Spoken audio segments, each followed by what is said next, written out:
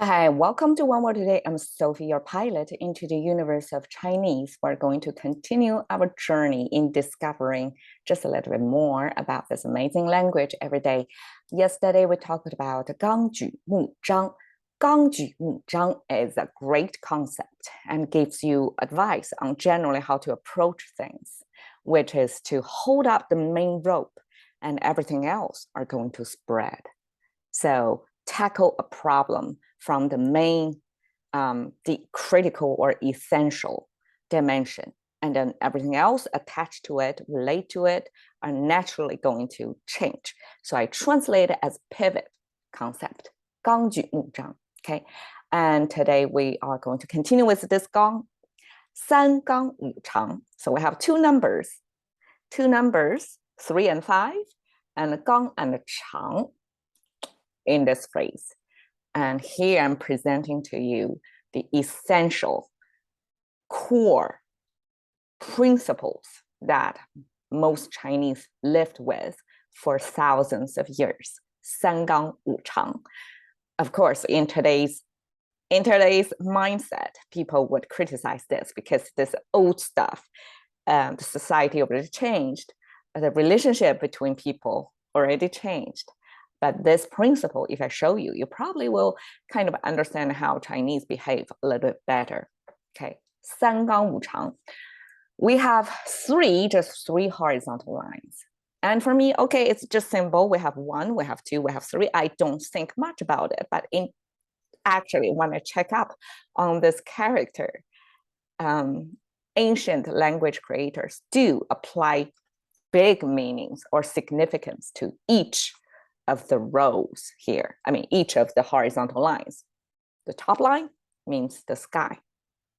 Makes sense, right? The sky is the limit where we can see the upper bound line.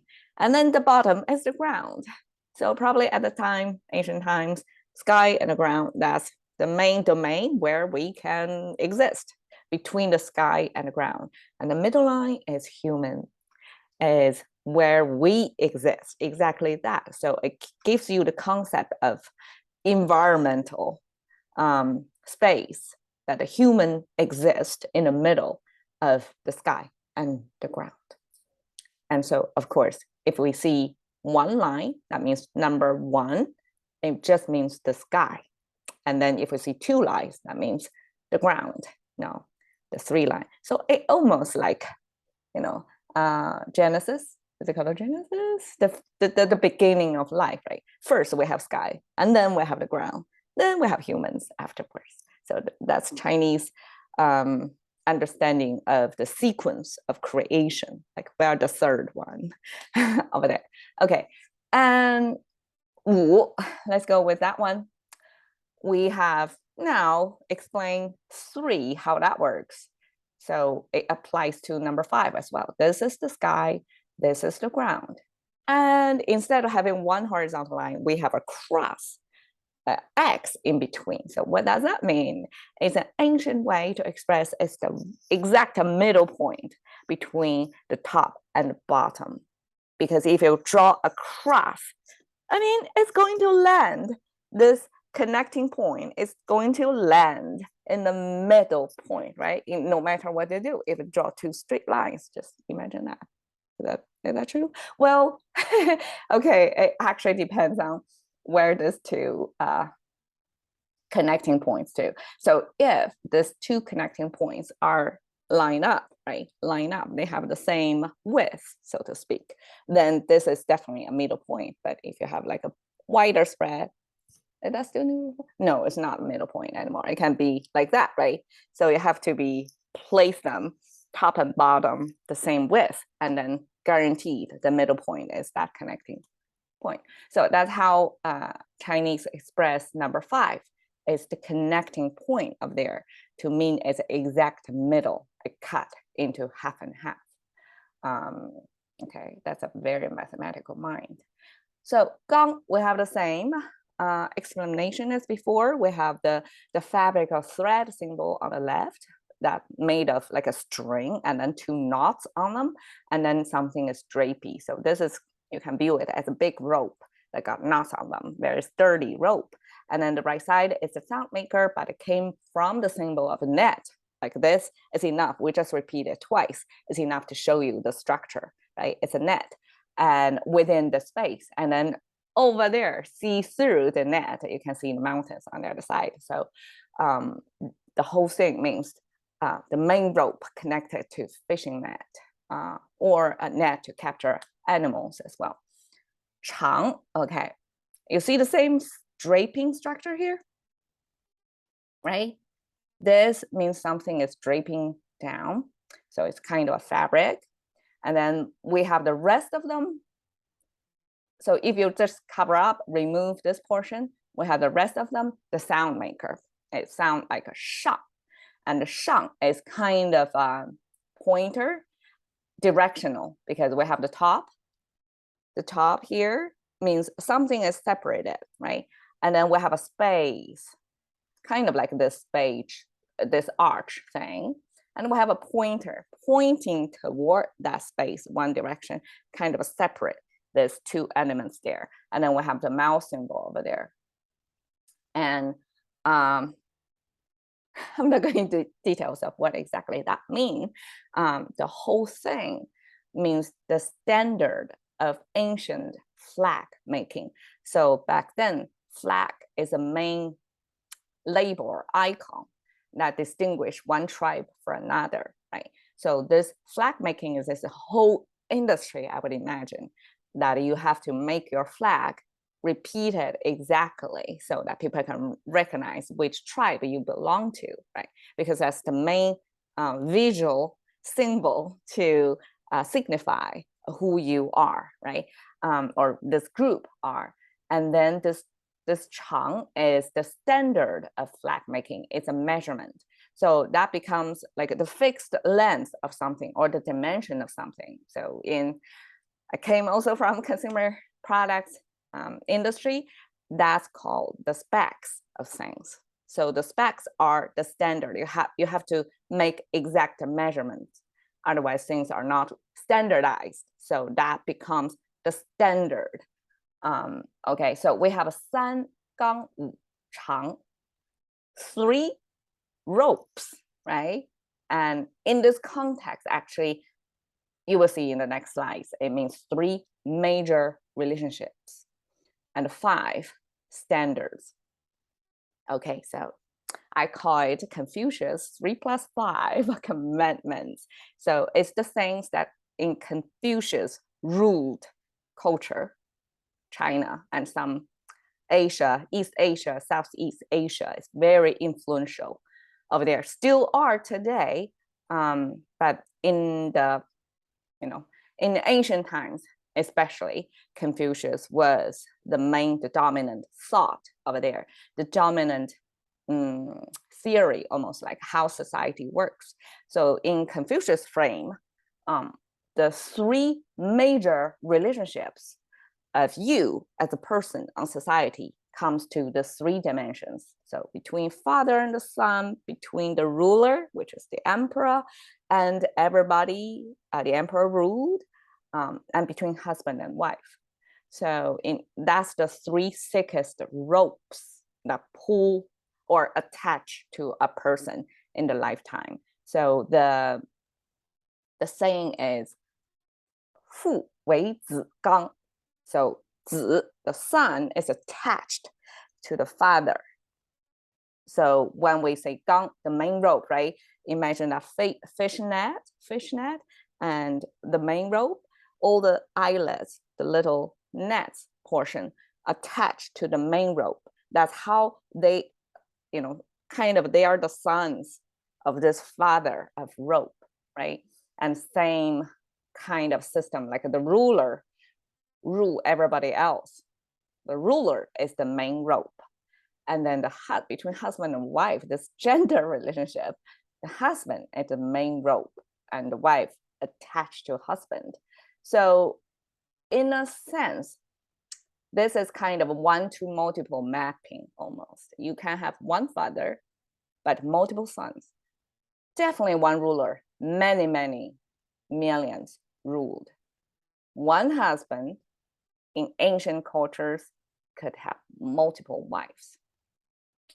Okay, so that's why Confucius kind of spell out for people, these are the three main relationships in your lifetime. You better know your position. Are you an islet or you're that main rope? You need to behave as the main rope or the islet according to that net of social network where you are. Okay, so that's our 三纲, 3 main ropes, main relationships. And 五常, okay, 仁义礼智信, major big concepts. Okay, I'm going to try my best to relate to today's understanding. This is the behavioral standards for people back then. And I will view it as something evolved from these three main relationships. So the 仁爱 is between a ruler and a ruled. This applies to this ruler. Maybe I should resequence it. Because ruler actually is the ultimate lawmaker and the law executor and the court as well, the law explainer. So if you have something going on, you go to the ruler or the local, like designated, there, the whole army of rulers, right? That whole bureaucratic system.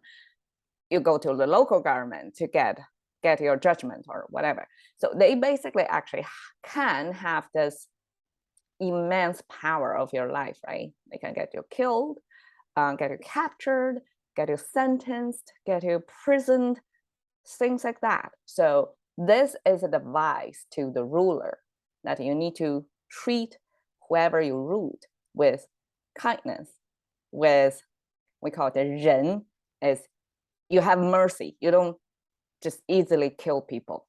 You know you have that power, you can do so, yes, but you treat people still with love, so to speak. That's our 仁. 义 is the reverse of that relationship. So if you have either ruler or father son, right? I view it more like a father son. So between father and son, this 义 is the upward relationship. So if 仁 is downward, right, from the father to son to ruler to ruled and husband and wife, is you apply 仁 because you're the more powerful one, right? The 义 is the reverse direction. So if you're the underneath the ropes, right? If you're one of those islets, you're supposed to show your loyalty. So 忠义 means you're loyal to them. You're not going to betray them. So that's the expectation. 礼, okay. 礼 is more like mutual, like every day mutually. Like we can see it more obvious on husband and wife, even if it's, husband kind of like the ruler of the wife's lives back then. That's the expectation, right? Husband is the main rope, wife, maybe multiple wives, are ruled or attached, that their livelihood totally depends on the husband. So in that relationship, still it's encouraged to show courteous. So 礼 is more like you treat each other with respect, with boundaries, like you don't overstep, still like you're not fully overtaken, fully overpowered, still have your dignity in there. So 礼 is this encouragement or the principles that you should treat each other with respect. And we do talk about the golden rules, Chinese expression before. So between individuals, we're on a human to human level, beyond the ropes and the fishnets, that you are going to treat each other with respect. So that's 礼 and 智. Okay, that's my understanding of this translated intelligence. So life is much bigger than the three main ropes, right? Three main relationships. So regarding everything else, like how the world is running, you better have wisdom or intelligence to understand how things work so that you can respond accordingly. Don't do stupid things. So that's our 智. And 信 is trust. So trust is between people not on the ropes, not mentioned on the roles. That's a general rule for society, like between two strangers or two neighbors, you're basically kind of equal. You're not exactly live like coexist, or one doesn't depend on another.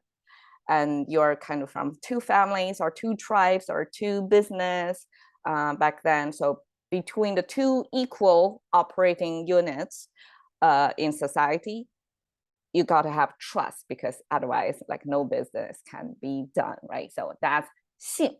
We have 仁义礼智信, the 5 behavioral level principles that govern everybody living in there. You should follow these rules. So that's the ancient Confucius teaching. The main ideas from Confucius vision of how a society should run and to keep long-term prosperity and peace, right? So that's the 3 relationships and the 5 principles. I call it commitments for Confucius. Cash into the currency of thinking by one word a day with Sophie. See you another day.